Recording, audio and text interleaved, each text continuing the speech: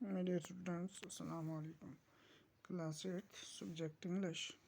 Topic जो है हमारा ग्लोबल वार्मिंग, आज उसी को हम कंटिन्यू करेंगे। पेज नंबर 18 पे आप देख सकते हो बच्चों।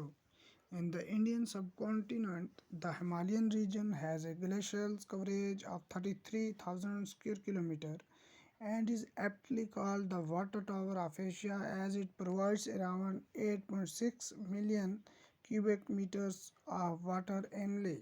यानी बर सग़ीर हिंद में हिमालयाई खित्ते में 33,000 मुरबा किलोमीटर को यख नदियों यानी ग्लेशियर्स ने ढक रखा है और इसे एशिया का पानी का मीनार ठीक ही कहा जाता है, क्योंकि यह सालाना तकरीबन 8.6 लाख मरकब क्यूबिक मीटर्स पानी फ्राहम करता है। Glaciers from this region mother several streams and rivers in the subcontinent, which support economy and the livelihood of millions of people in several countries like China, India, Pakistan, Afghanistan, Nepal and Bangladesh। इस खित्ते को यख नदियाँ बरसगीर की कई नदियों और दुनियाओं को जन्म देते हैं, जो कई मुल्कों जैसे कि चीन, भारत, पाकिस्तान, अफ़गानिस्तान, नेपाल और बांग्लादेश के लाखों लोगों की मईशत और रोज़ी को सहारा देते हैं। But one unnatural phenomena is said to change the very lives of these people as well as the rest of the world, endangering their very existence. Humanity is about to face the most devastating catastrophe that has not been encouraged since the Black Death. While people are still debating whether global warming is in progress, the general consensus among most scientists and researchers is that global warming has started and is going to increase at an uncontrollable rate in the very near future. 2 decades back, global warming was considered a Western concept, but now its impact is visible across the globe. Today, places as cold as Kashmir are also experiencing the impact of global warming। लेकिन एक गैर फितरी हादसा उन लोगों की ज़िंदगियों के साथ साथ बाकी दुनिया को भी बदल देगा।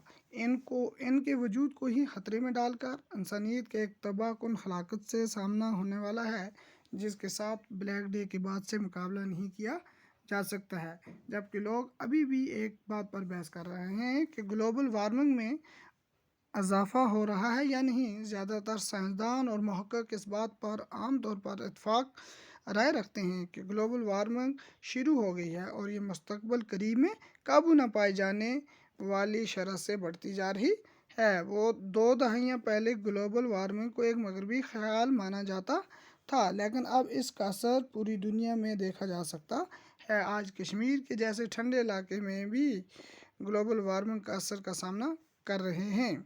Jammu and Kashmir is unique in having more than 6% of land area under freshwater ecosystems that include subtropical lakes of Jammu, floodplain lakes of Kashmir Valley, high altitude Himalayan lakes, perennial rivers of the Indus system, wetlands of different dimensions, ponds, snow-fed streams, springs, reservoirs, etc।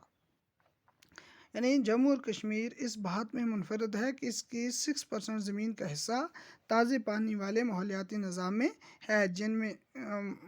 में शामिल है। जम्मू की नीम खारी झीलें, वादी कश्मीर की सैलाबी झीलें, ऊंची जगहों पर मौजूद हिमालय की झीलें, दरियाए सिंध के निज़ाम के साल बार बहने वाली नदियाँ, मुख्तलिफ़ जहतों की सलीन वाली ज़मीन, तालाब, बर्फ़ से मुंसलिक नदियाँ, चश्मे, हौज़ वगैरह शामिल हैं। As water resources of the world are facing qualitative and quantitative degradations, it is said that the future international wars will be fought on water. Glaciers in Jammu and Kashmir are receding at an alarming rate compared to other glaciers regions in the world. In Suru Basin alone, we have lost about 60% of glaciers in the last 40 years. Similarly, we have lost about 80% of the Kolahai glaciers, the main source of drinking water and irrigations in the valley during the same period। जिस तरह दुनिया भर के पानी के ज़राए मेयारी और मकदारी गिरावट का सामना कर रहे हैं, ये कहा जाता है कि मुस्तकबिल में बैनुल-अक़वामी जंगें पानी के लिए लड़ी जाएंगी। दुनिया के दूसरे बर्फ़ानी इलाकों की निस्बत जम्मू और कश्मीर में यख नदियाँ यानी ग्लेशियर्स ख़तरनाक शरह से कम हो रहे हैं।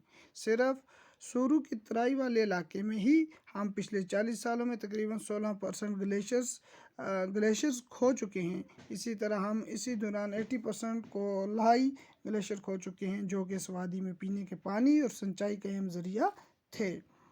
The reduction in snowfall, together with the lost receding glaciers, has resulted in water scarcity for irrigation and hydropower generation in some seasons. Frequency of flooding has also increased, coupled with the unplanned urbanization and mismanagement of the Jhelum flood plains. The situation is going to be alarming in the near future. Most of the wetlands that used to act as sponge during flooding are being converted into concrete landscape. यानी तेज़ी से घटती हुई glacier के साथ साथ बर्फ़बारी में आई कमी के नतीजे के तौर पर कुछ मौसमों में सिंचाई के लिए पानी में कमी और पन बिजली की पैदावार में कमी आ गई है। सैलाबों का बार आना भी बढ़ गया है। शहरकारी की गैर मनसूबाबंदी और इसके साथ दरियाए झेलम की सैलाब वाली ज़मीन से मुतल्लक बदइंतज़ामी से मुस्तकबिल करीब में हालत और भी ख़तरनाक होने जा रही है। बहुत सी दलदल ज़मीन जो कि सैलाबों के दौरान स्पंज का काम दिया करती थी, कंक्रीट की शक्ल में बदली जा रही है।